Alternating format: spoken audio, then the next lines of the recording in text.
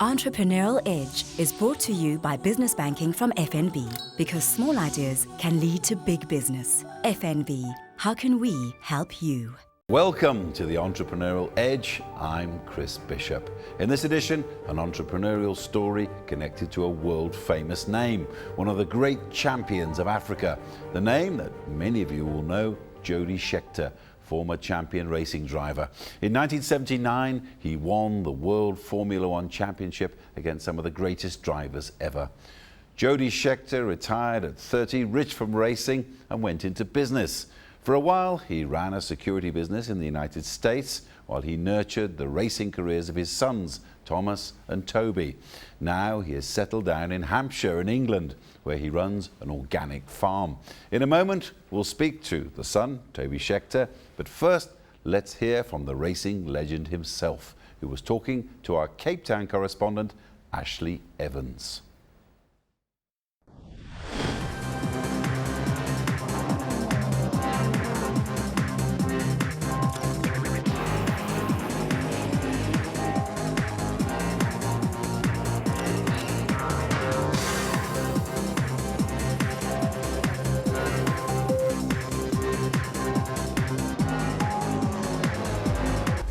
Jody, welcome to Entrepreneurial Edge.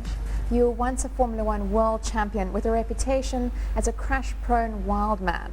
You reinvented yourself as an international entrepreneur. Take me back to those early days. Well, I started, my dad had a garage and there was a lot of racing in East London. The Grand Prix was there. My uncle used to race in the 50s, I think, somewhere around there. So I always went to the workshop, and then it started, just thought I was a good mechanic at first. Then won a prize to Europe and did Formula 4, Formula 3 in the first year, and the next year Formula 2 and Formula 1. And then I had, 7 years of Formula 1, did 100 and whatever Grand Prix on it. You supposedly caused one of the biggest accidents in Formula 1 history. Many said you should be banned from the sport. What happened here?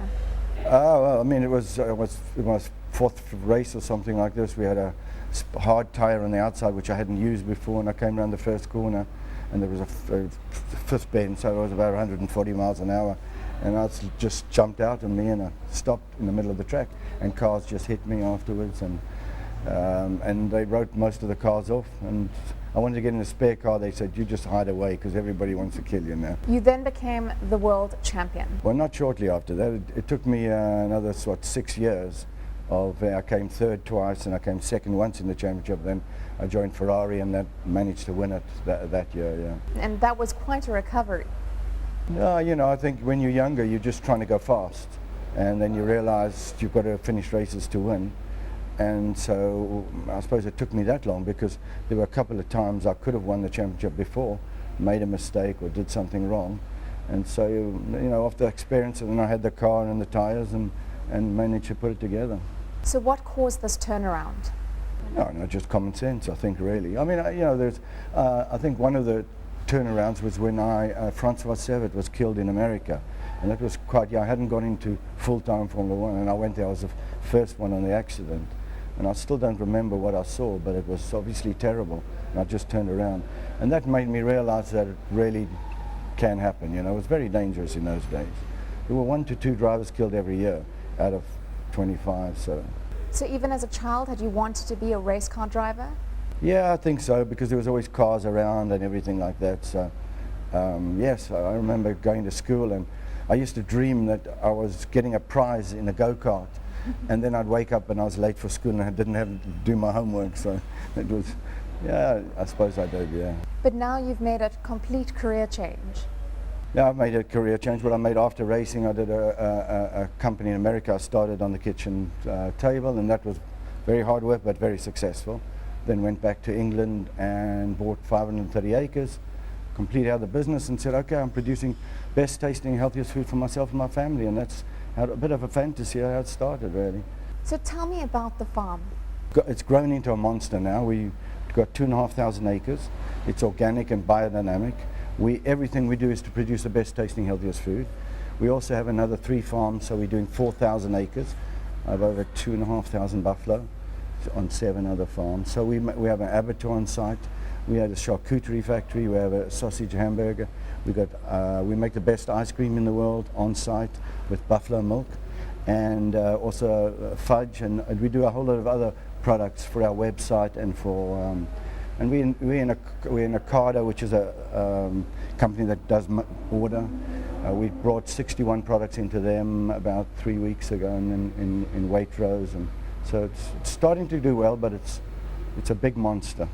Obviously, your Formula One career provided financial backing for you. You're now a pioneer in this field. How did you do that?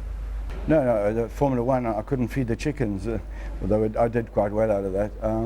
No, the company in America made a lot of money, and then when I came back, then it gave me the finance to be able to do what it was really a bit of a dream, really, and I did it in that way, and I moved very fast. It would normally be probably two generations would do what I've done in a quarter of well, it'll be 9 years now into it properly.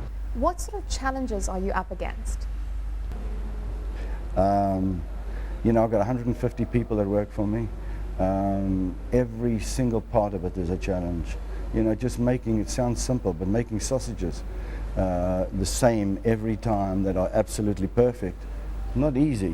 So I'm now working on those sorts of things where I shouldn't be. I should be at the top, but finding the right people is always the most difficult thing in a company. In America, it took me 8 years, and I thought I could do it quicker because I know what I'm doing. No, it's taken me actually longer.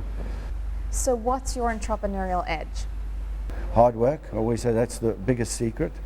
And when I think I'm going to lose, it probably motivates me to go in and fight. It's quite difficult, because in America, you were doing a contract for $100 million, and then I came back to the farm and I had to decide, should I charge 3p or 4p for an egg?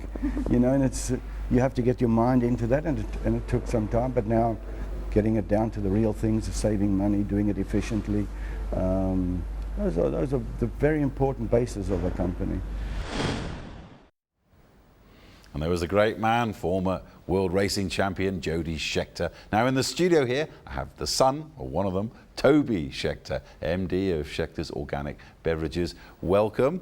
Now Toby, you were born in Monte Carlo, in one of the great names, or places of racing in this world. Why was that? And what was your first memory of motor racing? When I was born in Monaco, my father was based there for racing. It was a central place, a lot of the drivers lived there. I remember the car screaming around the track, waking me up in the morning. That's, probably my earliest memory. And what was your dad like, your earliest memories of your dad? Because he must have come to nearly the end of his career by the time you were growing up. Have you heard him called here the wild man of racing? What was he like? Yeah, early on, I just, everything we did, he was very competitive. My brother and I, and he was always competitive with each other, really. What do you think you got from him that made you be a racing driver of note? I think the driving, I was always asked from when I was a young age, what are you going to do when you grow up? Are you going to race? Are you going to race? So, there was always in my mind. My mother was actually the first person that sort of got us into go-karts in South Africa. Because I'm told, you went on to do about 50 races, I understand, Formula 3. Now I'm told, though, that your father was dead against it. Why was that? Yeah, I think he was against it. I think when we started out, he knew how tough the sport was, and he had seen friends lose lives, and so he knew, very few % actually make it.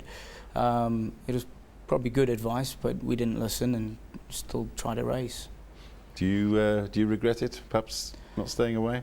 No, I think at the time when my racing career came to an end, I was probably thinking, what am I going to do now? But when I look back at it now, I think it was probably the best thing. I wasn't good enough to become a Formula One world champion, and so, I found other things to interest me. What is it, do you think, from inside the cockpit of the car, makes a great racer, above the rest?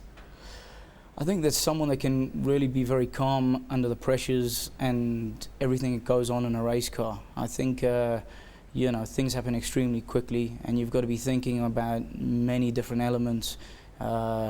to improve the car, pit stops, where your competition is, how hard you push, many elements to it. How difficult is it to make it as an entrepreneur in the racing business? I mean, that's basically what you are, isn't it, as a racing driver? Yeah, I mean, when I guess I stopped racing, I got into motorsport management in the US and managed IndyCar drivers and sponsors, and so that was a natural progression within the sport, but it led to other things. Do you ever feel perhaps you might have been happier being outside the track rather than inside the track as a racer? Not sure. I mean, right now my life's not inside the track at all. We supply a couple of the Formula One teams with our drink, but I'm outside the sport, to be honest. Yeah.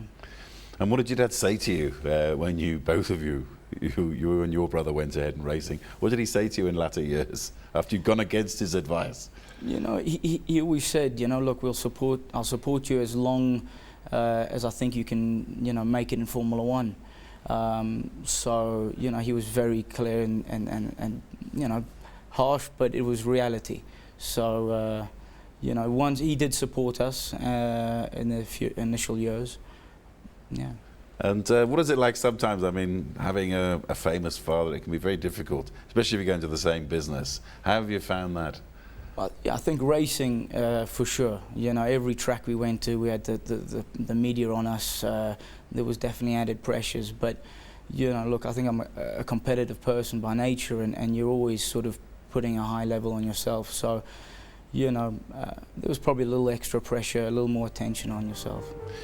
Okay, Toby Schekter, just hold it there. We're going to talk a lot more about business and the entrepreneurial edge in the second half. It's time for a short ad break now. Stay with us. We'll see you right after this.